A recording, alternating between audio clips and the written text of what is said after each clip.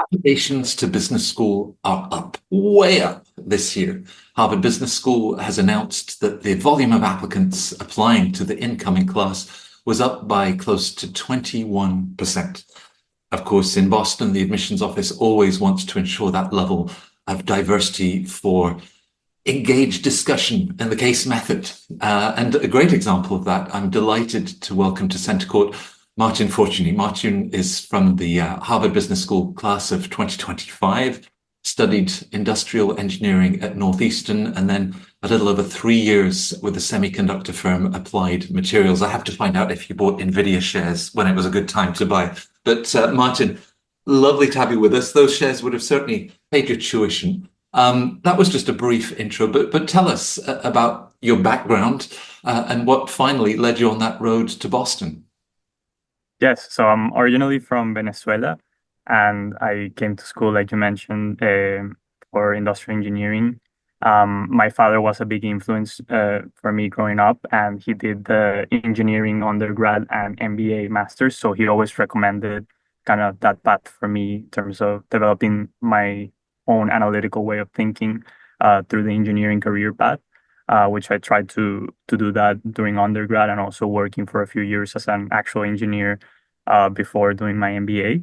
And I think I understand now better kind of the benefits of following that path, given that now I use every day like the tools that I've developed as an engineer, like thinking analytically, and also having clear thinking in terms of how to structure problems and solve any types of problems now with the skills that I developed during my MBA.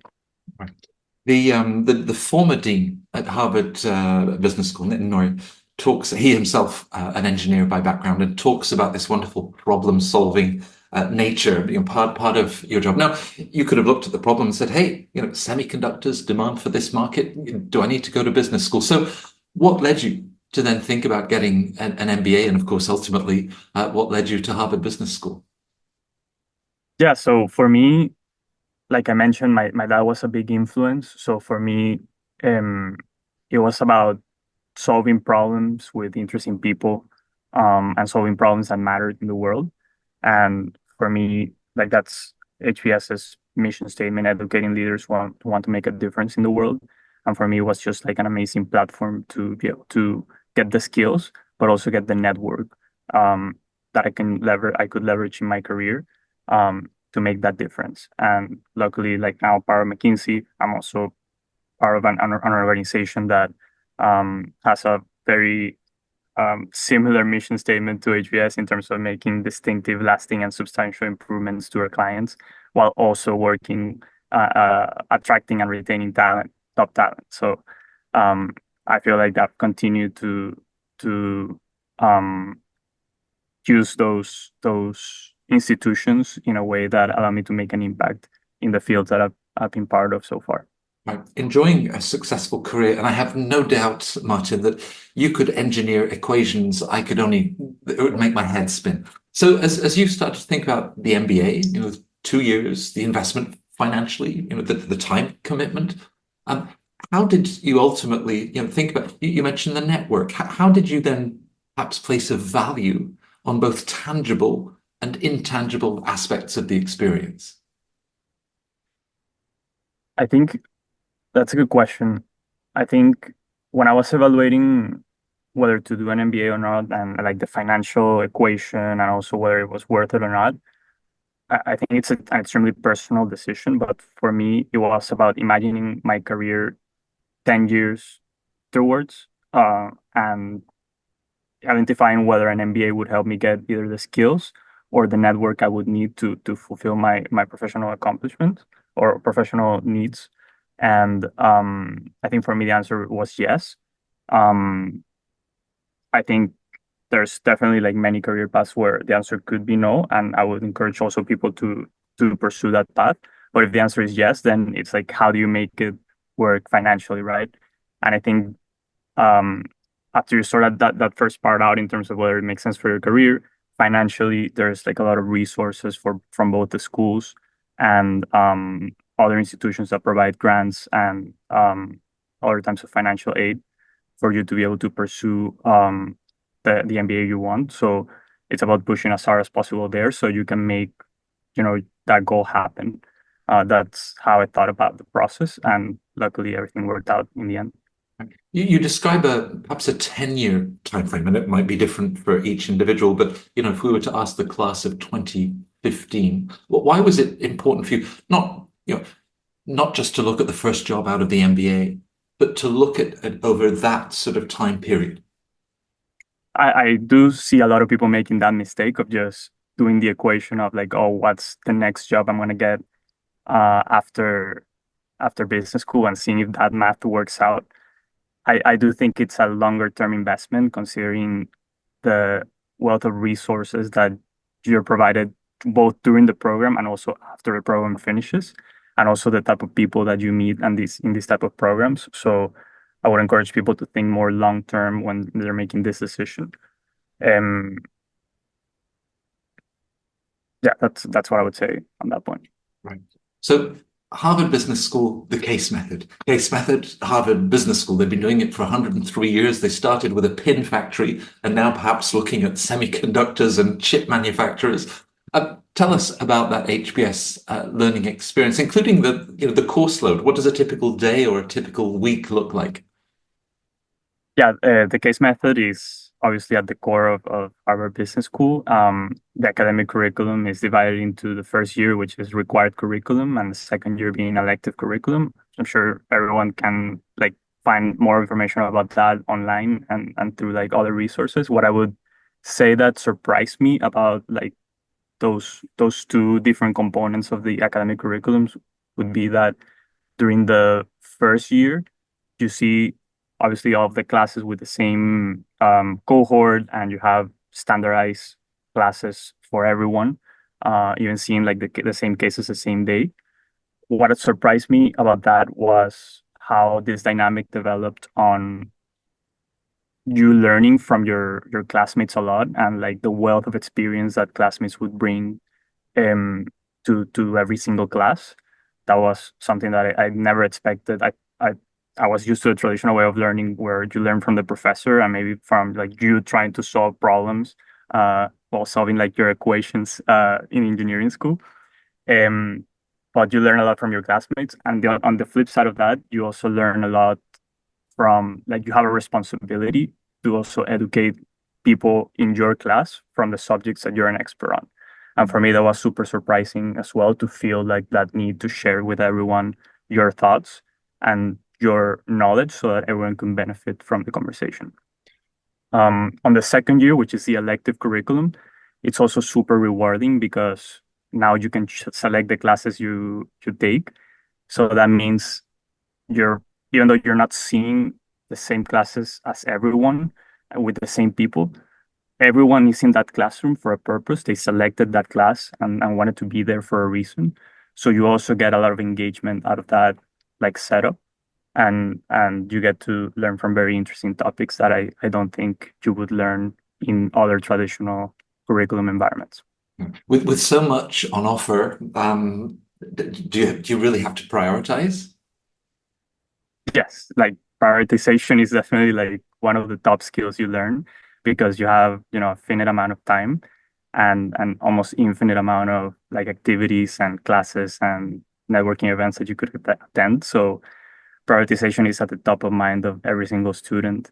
And people try to different approaches depending on what their goals are. For me, I think taking a more balanced approach and trying to maximize a little bit of everything was super rewarding for me, and was something that I would encourage people to think, not on taking my approach, but thinking carefully of what are your priorities and what do you want to get out of the experience, so that you can align how you're spending your time with actually achieving those priorities.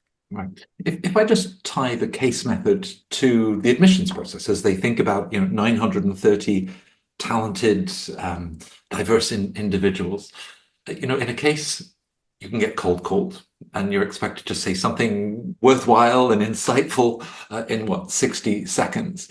So as you now reflect on that experience in the classroom and therefore perhaps what the admissions office is looking for. There are many pieces to that puzzle, but how does the case method perhaps illustrate, people that are curious, they have insights to share, there's a generosity to their personality? Yes, I mean, in the case method works because people are willing to share their perspective, um, and share it in a way that is logical and makes sense and is aligned with the learning objective of whatever the case is. So you have to be very clear on your own way of thinking, how you expressing the ideas that you want to express, and also be super receptive on, like, there's probably going to be another person that is going to have the opposite opinion about whatever you're saying. So trying not to be like take that as like your ideas are less, but you're together by arguing about specific subjects, trying to get to a better answer for everyone. Mm. Um, I remember my first cold call, like it was yesterday. It was about the economics of Brazil.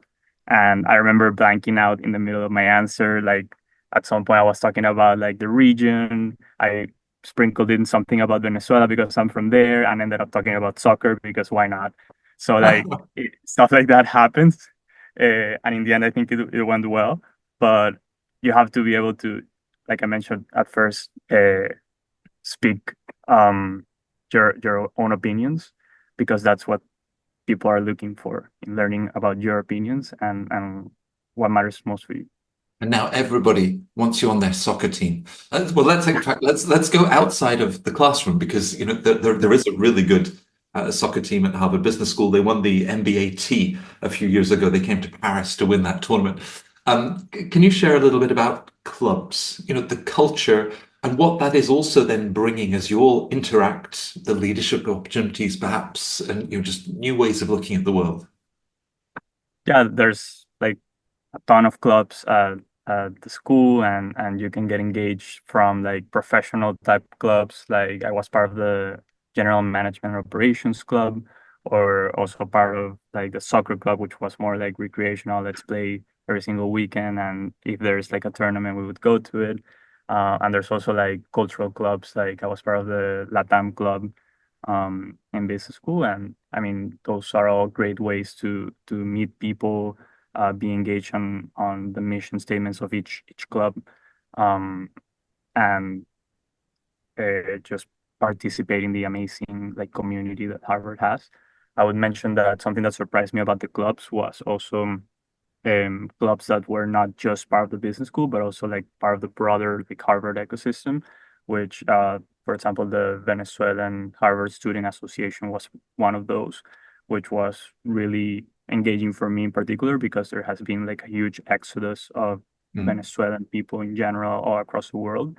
And it was amazing to meet people from all over the world that ended up like spread out across the world, but now we're reconvening in Cambridge, and there were like doctors, lawyers, political science majors, also um other people in business school. So for me, it was super rewarding to be part of those communities and even just like attend and organize events for those communities. The 2 years must feel like it goes by so fast. Now, in the middle of that, between year one and year two, you secured an internship at McKinsey, and then when you graduated in 2023, joined the firm and your current associate position. How did the MBA and Harvard Business School then support and prepare you both, for that summer internship and just thinking about next steps in your career?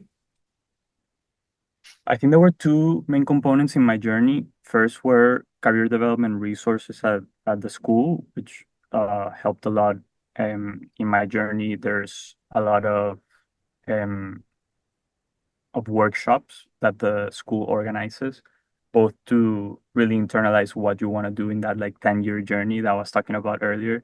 And uh, does it really make sense given like the skills you want to develop, the type of people you want to work with in the future, but also workshops on like this is consulting. This is what really looks like of a day of a consultant. Like these are the types of people that are looking for consulting jobs after business school.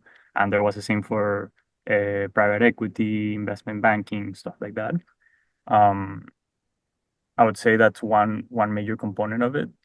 The second major component that the school helped with, and this one's specific to consulting, is the field program that happens after the first year of required curriculum, which is like a mini consulting project where uh, students go to a city or a country that they've never been before, and they perform kind of pro bono work for specific institutions that are part of the social fabric of that particular community.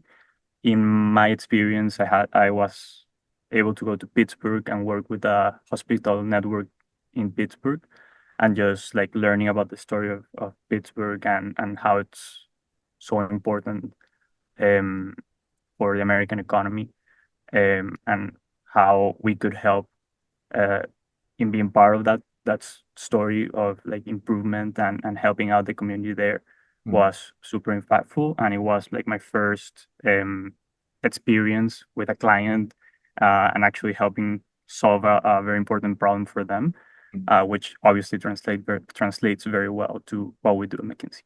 Right, right. It feels like only yesterday that with Dean Noria, they were introducing the field immersion program, but it now is so deeply anchored in the experience. You say you'll never forget the first time you were cold called.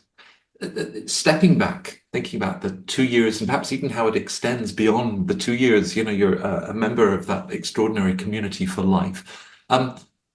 What surprised you most, either about yourself or about this experience with all that you expected? I would say I would go back to the point on prioritization.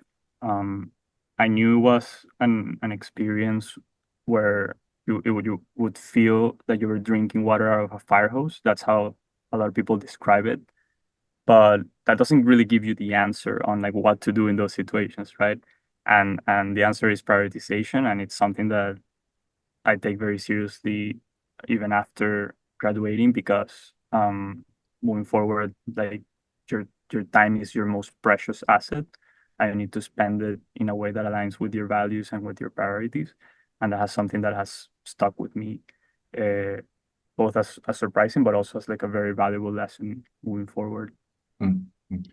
We started this lovely conversation just talking about application volumes that are up and applications to HBS up nearly 21% compared to the year before. It's a highly selective, world-class business school. So the next generation of candidates that were are currently in a place you were in a few years ago. What is your advice, as people are thinking about an MBA business school, perhaps HBS in particular, to prepare and make a success of those next steps? Yeah, I would say for business school in general, I would I would go back to my previous answer of like it's a very personal decision. Look at what are those skills and network that you want to develop, and then try to make it work financially. I'd say HBS specific. Um, the more you can isolate what makes you you and showcase that in your application, the better off you're gonna be during the application process because it's a huge class, super diverse, and what makes the case method work is that diversity of thoughts and opinions and experiences that people bring. So if you can, every person is unique. So if you can correctly isolate what makes you you, you're gonna be in a very strong position because no one's gonna look like you in the application process. You had answered the admissions essay question, what more should we know about you? In holding up the mirror to yourself, did you say, okay, so Martin, I'm an industrial engineer. I'm a product quality engineer with applied materials. I love soccer. You say, really think deeply about who you are as a person. So are we moving beyond job titles and qualifications and going deeper in terms of the things that what really motivate you, that you're really passionate about? Absolutely. Like that's just one component of your life. Like you don't go throughout life just talking about work and accomplishments. Like every person is different and has unique interests and hobbies. for me, part of my applications was how in my family we do something called sobremesa, or like the chatter after you finish dinner. And that takes around 2 to 3 hours. And it's like, it was our family bonding time when growing up. Um, and for me, that was like an important part of my personal experience that I wanted to highlight in my applications. And it's something that worked out well for me. So I would encourage everyone to like think beyond just professional accomplishments and thinking what makes you tick in life so you can bring that to life in your essays and your overall application. Right. Well, it's been such a pleasure having you at Centre Court. You'd commented you'd always been a reader of poets and quants. It's lovely to know that now coming full circle and others are following your story, you're inspiring that next generation. So Martin, thank you for inspiring everybody, for joining us at Centre Court. It really was a pleasure to have you with us. Thank you for the invitation. I remember very vividly reading the forums and imagining, daydreaming of when I was gonna be in school and the type of people I would meet and all of that. So it's just very rewarding to just give back to the community and like provide that confidence to everyone that like if you're envisioning taking this step, you can make it happen. Um, and yeah. Well, I'm sure when you go back home, those 2 hours after dinner, sobremesa, there's a lot to talk about. It's great that we had the chance to talk together. So, Martin, thank you very, very much.